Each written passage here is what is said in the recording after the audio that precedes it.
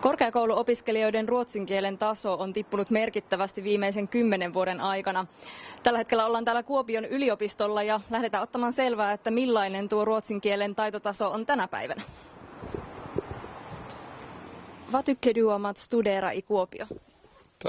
Mun ei riitä kielipää tähän vaan pahoillani. Ihan oikeesti.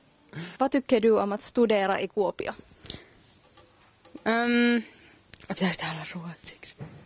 Oi, no en mä sitten kyllä tiedä. No, ei. Vad tycker du om att studera i Kuopio? Tää on ruotsiksi. Jag tycker. Varför?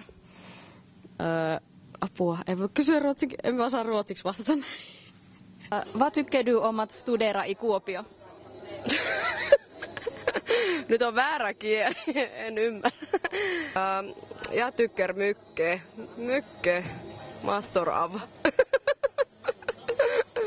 Vad tycker du om att studera i Kuopio? Ja, tää oli ruotsiksi. Jag tycker att det kanske... Minulla on nyt ihan ruotsi hukas. Vad tycker du om att studera i Kuopio? Jag tycker mycket att studera i Kuopio. Varför? Eftersom Kuopio är jätte beautiful. Tack! Kiitos.